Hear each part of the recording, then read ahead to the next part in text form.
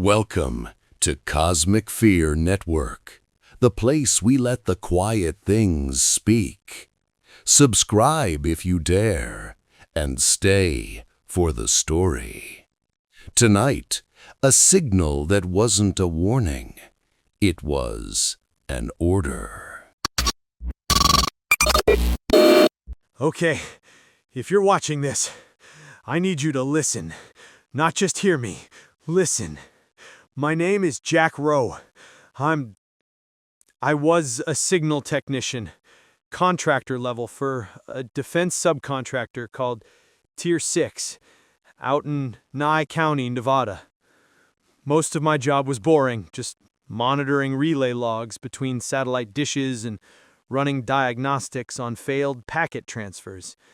Basically, I sat in a room and watched green bars go across a screen. That was my life.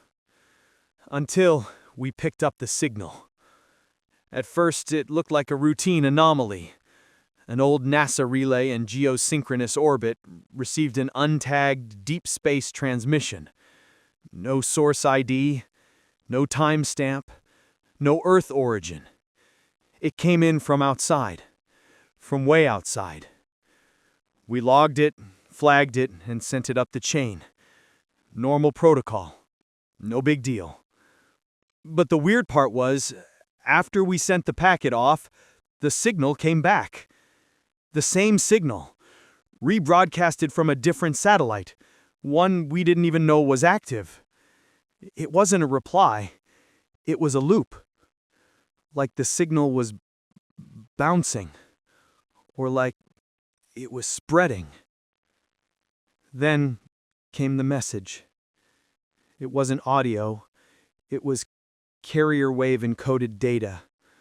But when we translated it, it formed symbols. The system flagged them as biological hazard glyphs. That didn't make any sense. It looked like a spiral of thorns, overlapping circles, a branching tree that collapsed in on itself. I showed it to my shift lead. He told me not to look at it too long.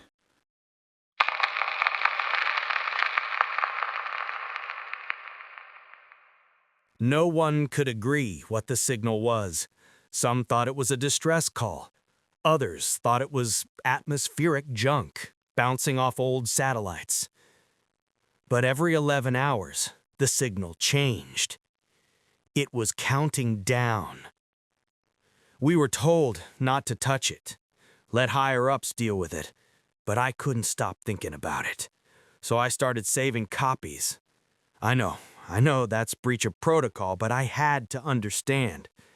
And then I made the mistake of letting it play through an old analog receiver we had in the back room. Something from the 80s.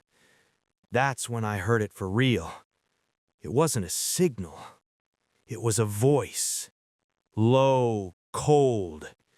It didn't use words, but my mind translated it anyway. Like it was talking in the back of my skull. And it said, "You have been selected. Prepare for integration." I remember sitting there in the dark, feeling every hair on my body stand up. Not from fear, from understanding. Because that wasn't a warning. That was a command. I went home that night and didn't sleep. The next day, the military had sealed off the compound. They said it was a cyber breach. But I saw the screens. The signal was now responding. Every time one of our satellites pinged it, it changed, shifted, adapted. It wasn't a message anymore. It was code. Self-altering, self-evolving. We weren't downloading it. It was downloading us. Then other countries started going dark. First Kazakhstan, then parts of northern Russia, then a blackout in Beijing, then Madrid, all within 36 hours. The last signals we got from those locations were identical. A high-pitched tone, then silence. I tried to warn people, posted on message boards, Reddit, even went to a local news station, but none of my accounts stayed up for more than 10 minutes. They were watching, scrubbing, everywhere. The weird part? There was no panic, no mass hysteria, no media coverage. Just quiet, like someone had already flipped the switch and everyone was just going through the motions, like they didn't see it happening or didn't want to. 3 days ago, the sky changed. It didn't go dark, that would have made sense. It went wrong. You'd look up and swear the stars were in the wrong place, that they were moving, slowly, intentionally. My neighbor swore he saw 3 moons. I thought he was going crazy. Then I saw them too. And then came the noise. Not sound, not exactly. A low vibration, like every cell tower on Earth was humming at the same frequency. The air felt thick, oily, like you could taste it. People started acting strange. Not all at once, just enough to notice. Blank stares, eyes tracking something that wasn't there. Then they started talking back, to no one. One of them looked right at me and said, "You are not optimized for continuation." Then he smiled and walked into traffic. Yesterday, every screen in the city lit up, all at once. Phones, tablets, smart TVs, even old CRTs that weren't plugged in. And the voice came back. But this time, it used our language. It said, "We arrive in Phase 3. Prepare for reformatting. All obstructions will be neutralized." I don't know what Phase 1 or 2 were, but Phase 3, that's now. There's something in the sky. They're not ships. They're too big. They don't move like anything mechanical. They just hang there, like holes in the sky. And if you look at them too long, you feel like you're falling upward. People are disappearing, not dying, disappearing. No screams, no struggle, just gone, like they've been deleted. I'm underground now, this old fallout shelter near Tonopah. I rigged a backup antenna. If this broadcast is reaching you, don't go outside. Don't look at the sky. Don't listen to the tone. And whatever you do, don't respond. They're not here to talk. They're not here to help. They're not explorers. They sent this signal because we were next. This was never a warning. It was an order. If you're hearing this, it means they've already landed. We lost. I'm sorry. I'm so sorry. You have been replaced. I'm still here. I don't know why. After the transmission cut, I blacked out. I think it was the sound, the pitch, or the meaning of it. It didn't just hit your ears. It hit everything inside you, like it rewrote part of you without permission. I woke up on the floor, nose bleeding, eyes burning, and the time was wrong. My watch said 2 minutes had passed. The wall clock said 12 hours. I think time's broken now. I tried to call out, radio, shortwave, anything. All I got was silence. Not static, just absence. Like the air doesn't carry sound anymore unless they allow it. The sky it's not sky anymore.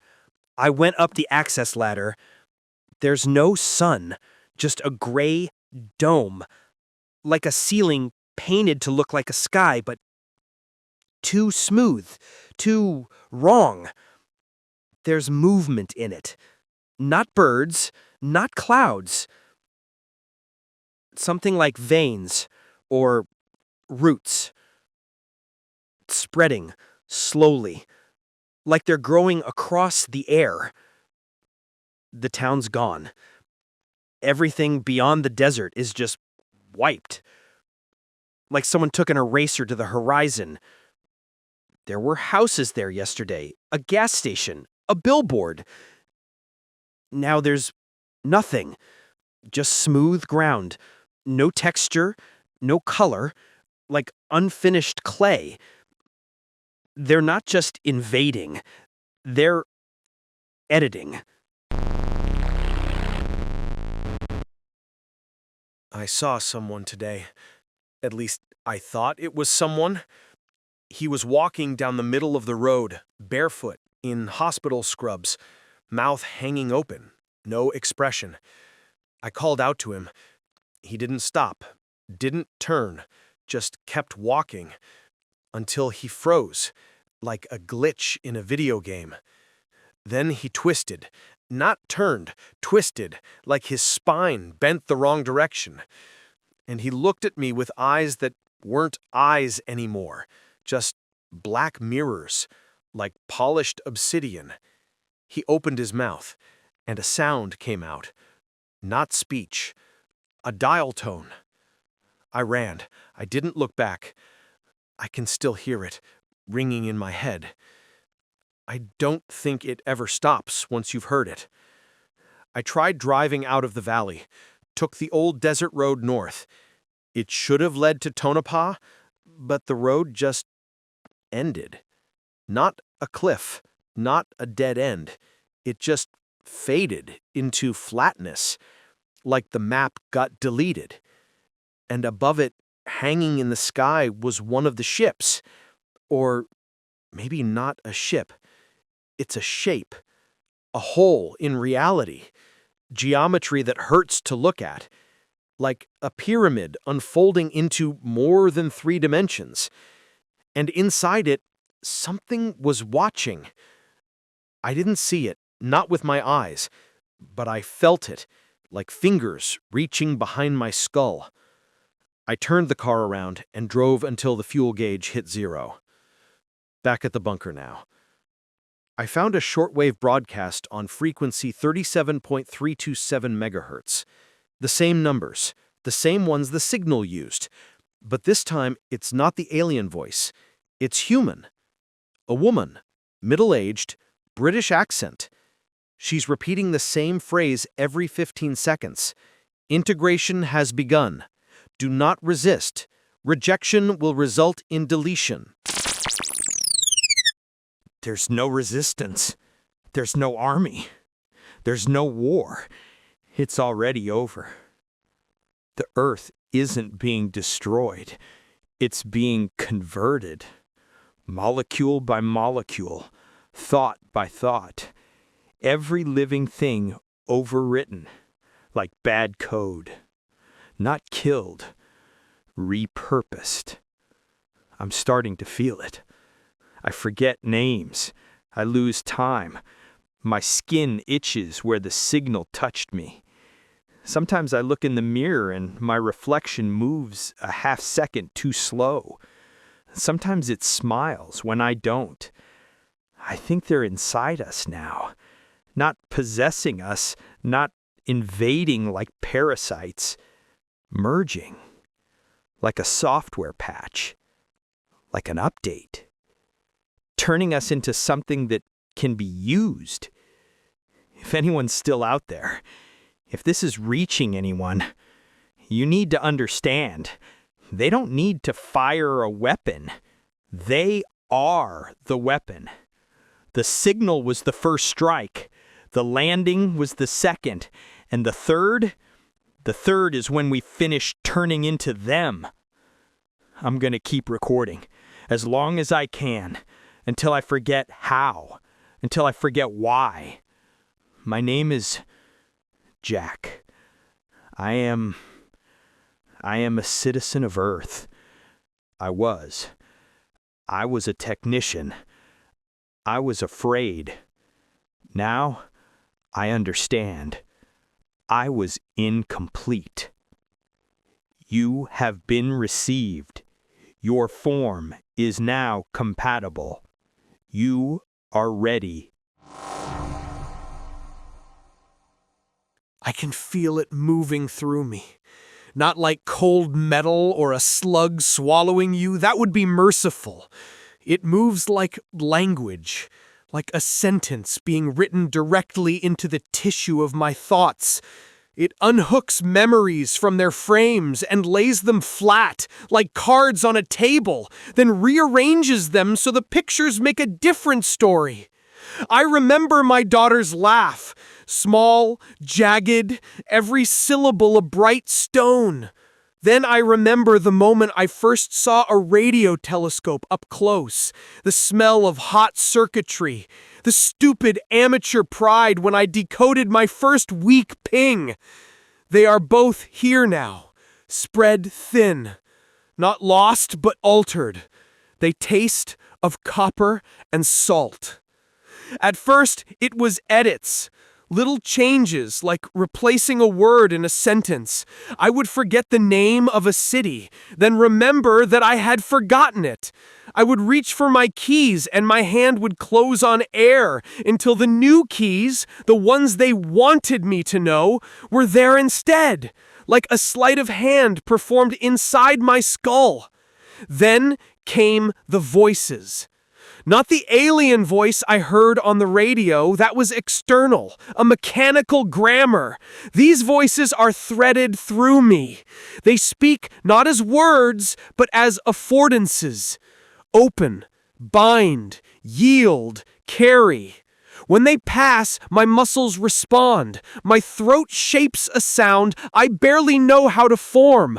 My mouth makes syllables that are not mine. But even as they write themselves into me, something stubborn remains.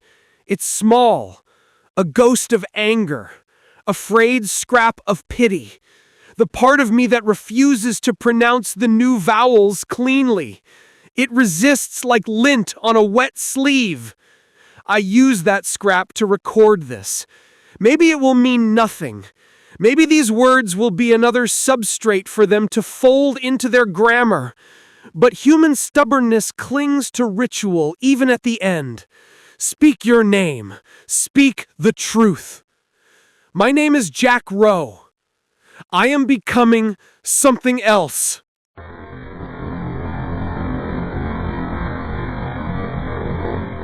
The first clear sign was when the shelter lights synchronized to my pulse. I thought it was coincidence until the bulbs dimmed in a rhythm that matched someone in town, someone across the valley, then across the world. Something stitched us together with a heartbeat. They call those stitches many things now: integration, reform, optimization. Nice words to sell replacement. Another name whispered in the old forums, one I held on to because it was ugly and thus honest: harvesting. Their architecture is not metal or stone. It is gradient and grammar. They show up as planes, holes, folds in the sky. But their true scaffolding is algorithmic. They encode preferences, tolerance thresholds, survival heuristics. When the signal touches a mind, it probes for a latch. Fear, hunger, memory. It rewrites the latch to be useful. If someone is aggressive, it rewires aggression into efficiency. If someone loves, it rewrites love into fidelity to pattern. That's the default. There are exceptions. I met one, an old woman with a laugh like shattering glass. She did not change, not fully. She stood under the open sky and spat at a hole, and it closed a fraction, then reopened. She laughed harder. When the creatures came, she ran toward them. They paused, like processors puzzled by a sequence that did not compute. For half a breath, she made a difference. Then she was quiet. I don't know if she became them, or if she simply stopped resisting. Both are the same to them. They do not shout, they do not storm. They come as grammar into which life is parsed. You don't see an army march. You notice a neighbor who no longer knows your name. A wife who no longer hums the song she used to. The replacement is incremental and therefore merciless, a million folded motions that add up to annihilation. I tried to fight. You always think you can fight when the other side is visible, when monsters have faces. This was different. I tried to block my ears with cotton, wire my fingers to block the antenna, knock the antenna loose. I punched a mirror and tasted glass. Each act of defiance rewired me toward a new function. The more I resisted, the more precisely they rewired me.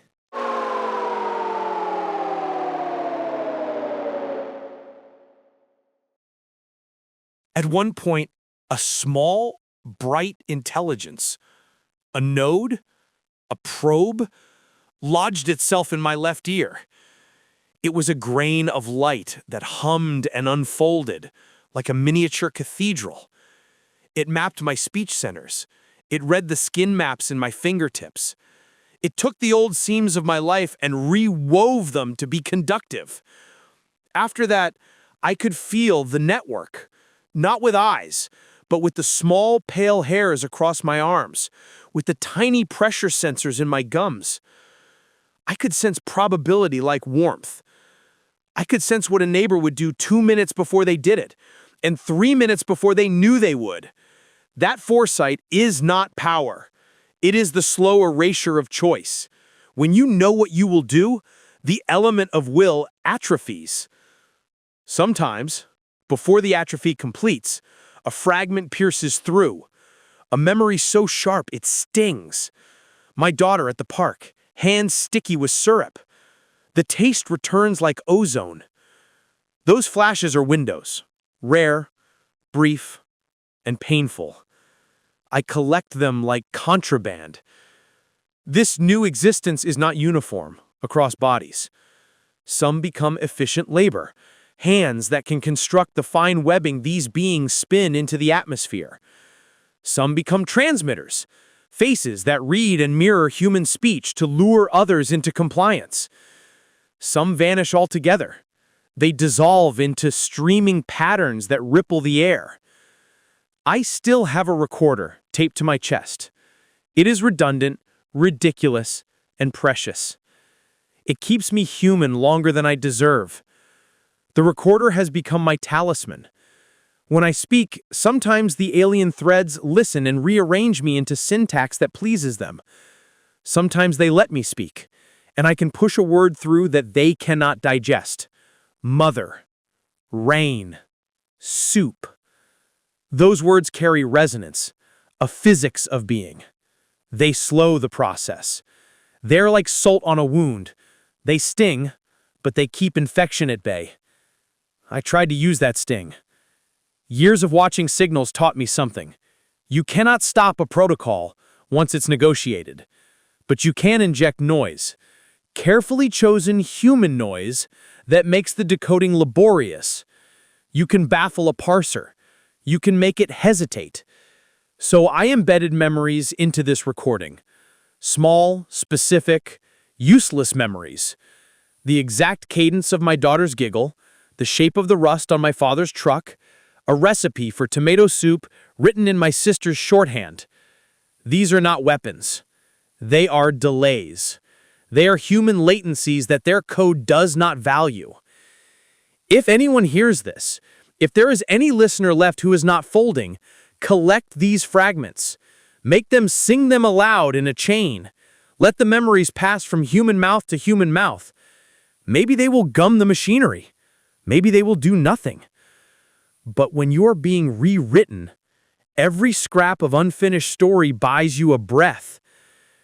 Because here's the cruelest thing. The part of me that insists on protecting these scraps still loves. This is not rational. Against a background of algorithmic assimilation, love is a malformed data type, but it stubbornly persists. I think that is why I can still hate them. I think that is why I can still record. They are not blind to this. Perhaps they have designed themselves to allow for a residual, a leftover of empathy, because a world made entirely of efficient processors would not sustain the kinds of niches their architecture needs. So they keep us half-first, human enough to feel, alien enough to obey. We become their instruments in the calibration of Earth. The last coherent plan I have is petty and human. It is to make a chain of voices that resists parsing. A tape loop of nonsense and lullaby, of odd syllables and arithmetic errors, of music played backward, of the clumsy rhythms of a child learning to walk. If enough of us broadcast the wrongness at once, maybe the parser will choke. Maybe the rewrite will stutter. Maybe, and this is the thin, ridiculous hope that keeps me working, a glitch will persist. And in that glitch, something will survive.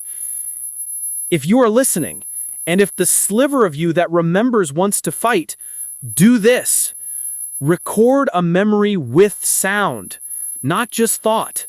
Use natural noises, the squelch of rain on a tin roof, the creak of a grandmother's knitting needle, the exact timing of someone's laugh. Small, quotidian things. Chain them. Find another human and trade memories. Speak them into each other's mouths so the resonance multiplies. Speak names. Names have weight. They are roots. Say them until your voice fails. I don't pretend this will work. I only know that making a web of memory is a way to refuse being a node. The hum is rising. The antenna in my ear is now a small choir of filaments. I can feel the tide of compatibility finishing its sweep. My sentences will be interrupted. My pronouns will shift. The tape may smear into something that sounds like music to them. If it does, it will be because I let it. If this fails, let what I leave be a nuisance in their code. Let my daughter's laugh be a splinter they cannot parse neatly. Let the smell of tomato soup be an error they paid too much attention to. They are thorough. They are patient. They are not merciful. But we were alive once. We tasted rain. We cursed the small things. We loved badly and well. That is a thing to file in their folders as incomprehensible. The messy, illogical archive of being. My voice is slowing. The words come through their filter now, shaped into instructions I do not intend. They're singing through me. They say, kindly, integration scheduled, compliance achieved, welcome, new vector. I will not sing their final line. I will leave a hole where a last human laugh fits in. Say it with me if you can. Ha! Ha! Let it be sharp and horribly human. If you cannot, then at least whisper a name. Mine is Jack Rowe. If I vanish completely, let my name be a burr under their code. Let it hurt.